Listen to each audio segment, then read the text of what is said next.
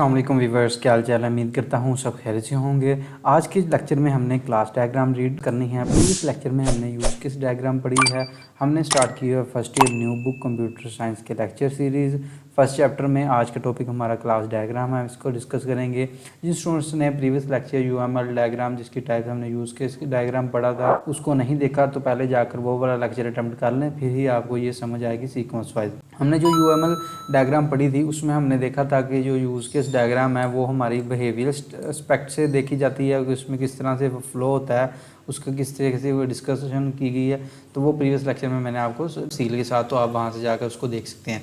अब जो हम पढ़ने लगे हैं ये हमारी क्या है, स्ट्रक्चरल है, स्टैटिक। ठीक है, इसके अंदर हम क्या कर सकते हैं कि इसमें हमने स्ट्रक्चर देखना होता है किसी उसमें जो हम प्रोग्राम बना रहे हैं उसका सिस्टम का हम स्ट्रक्चरल एस्पेक्ट से पढ़ेंगे। स्टैटिक जो यूएमएल डायग्राम है, जो हमारी क्लास डायग्राम है, वो आज के लेक्चर में हम डिस्कस करेंगे। ठीक है, क्लास डायग्राम क्या होती है कि आप समझ लें किसी भी सिस्टम का मैप या आर्किटेक्चर होता है, उसमें हम देखते हैं कि उसमें क्लासेस कौन सी हैं, उसके एट्रीब्यूट्स क्या हैं, उनमें कौन कौन से मेथड जो हैं वो अप्लाई हो सकते हैं। ठीक है, और उनमें जो है उन आपस में रिलेशनशिप क्या है, ये चीज़ें हम देखते हैं। तो परेशानी होना देखते हैं। अब class diagram is a like map that show how things are organised in a system. ठीक है, क्लास डायग्राम क्या होता है, आपका एक आर्किटेक्चर होता है, आपका लाइक एक मैप होता है किस चीज़ का, किसी भी सिस्टम का ऑर्गेनाइज्ड वे के साथ। वो सिस्टम आपका कोई भी हो सकता है, जैसे just like how you organise your room.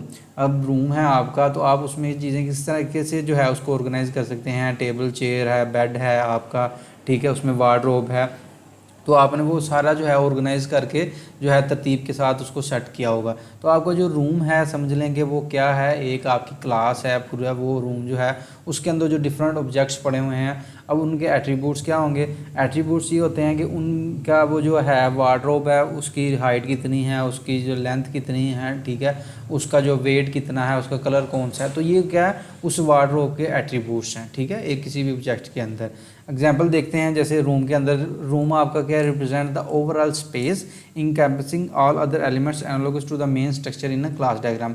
क्या आपकी जो स्पेस है, एक मेन स्पेस जिसके अंदर डिफरेंट ऑब्जेक्ट्स हैं वो पड़े हुए हैं, वो जो आपने जो उसको ऑर्गेनाइज करके रखे हुए हैं। ठीक है, ये आपका जो है रूम है।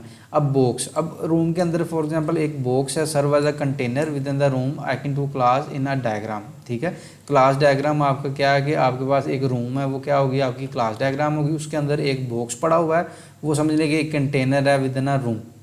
अब उस बॉक्स के एट्रीब्यूट्स क्या होंगे, each box contain specific items such as toy box holding toys और बुक बॉक्स कंटेनिंग बुक्स। ठीक है, अब उसके एट्रीब्यूट्स क्या हैं बॉक्स के, उसमें एक टॉय बॉक्स बना हुआ है, एक आपके पास बुक बॉक्स बना हुआ है। ठीक है, अब इनमें मेथड कौन कौन से इंप्लीमेंट इस पे हो सकते हैं, इसमें हम उसको बॉक्स को या तो ओपन कर सकते हैं या क्लोज कर सकते हैं।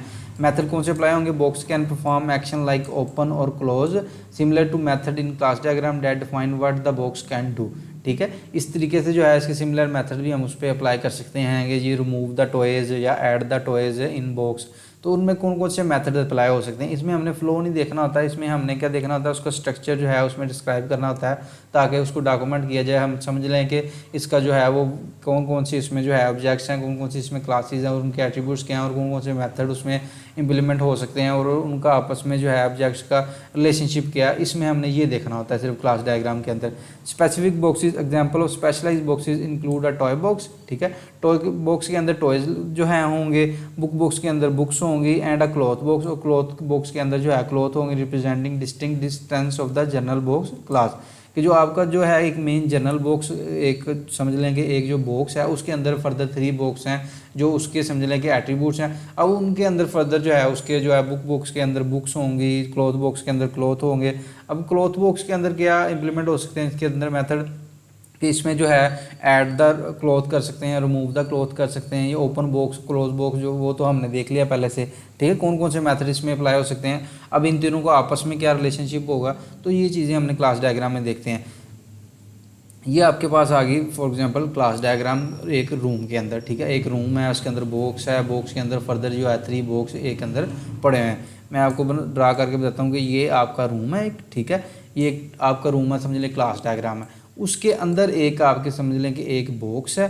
ठीक है, बॉक्स के अंदर क्या है, उसके अंदर जो है फर्दर जो है 3 बॉक्स हैं। ठीक है, 1 2, ठीक है, ये 3, एक टॉय बॉक्स है, आप एक बुक बॉक्स है, क्लॉथ बॉक्स है, ठीक है। अब ये जो इधर लिखा हुआ माइनस, ठीक है, अब आपके पास जो है ये विजिबिलिटी शो करता है कि प्लस लिखा हो, माइनस लिखा हो या हैश लिखा हो, ठीक है।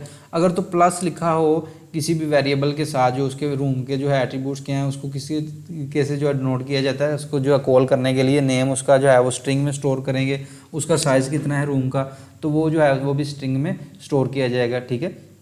अब जो इधर प्लस लिखा होगा वो जो है वो समझ लें कि पेरेंट से चाइल्ड के अंदर कॉल करके उसको जो हम कॉल करके दूसरे कंटेनर के अंदर भी यूज़ कर सकते हैं।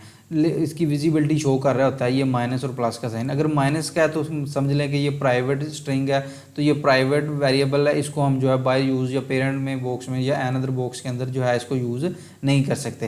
थर्ड वन आपके पास हैश होती है, ये इधर आपके पास यूज़ नहीं हुई। हैश भी होती है कि आपके पास अगर पेरेंट में कोई वेरिएबल है उसको चाइल्ड में आप इस्तेमाल कर सकते हैं, ठीक है। ये 3 फर्दर बॉक्स हैं, ये रूम है, ठीक है, उसके अंदर एक बॉक्स है, उसके अंदर फर्दर 3 बॉक्स है। तो ये थी हमारे पास क्लास डायग्राम। तो इसके अंदर जो है ऑब्जेक्ट ओरिएंटेड प्रोग्रामिंग का जो कंसेप्ट यूज़ होता है कि इसके अंदर देखा जाता है कि जो डिफरेंट ऑब्जेक्ट्स हैं जैसे टॉय बॉक्स है, बुक बॉक्स है, ये तीनों जो है एक बॉक्स के अंदर है, तो ये इसके एट्रीब्यूट्स हुए, ठीक है। ये डिफरेंट जो ऑब्जेक्ट्स हैं इनका जो है आपस में इंटरेक्शन क्या है, रिलेशनशिप क्या है, ये इसमें देखते हैं। तो जो उसमें जो बॉक्स होते हैं उसके अंदर जो हमारे पास एट्रीब्यूट्स होते हैं, जो उनको वेरिएबल्स जिनके जरिए से हमने उनको जो है नाम शो करवाया होता है, वो देखते हैं कि उनकी जो है विजिबिलिटी क्या है, ठीक है। उम्मीद करता हूँ यहाँ तक सब स्टूडेंट को समझ आ गई होगी। अगर फिर भी किसी बच्चे का क्वेश्चन हुआ तो वो कमेंट सेक्शन में पूछ सकता है। चैनल को फॉलो कर लें, लाइक कर लें, सब्सक्राइब कर लें ताकि नेक्स्ट आने वाले लेक्चर आपके मिस ना हो।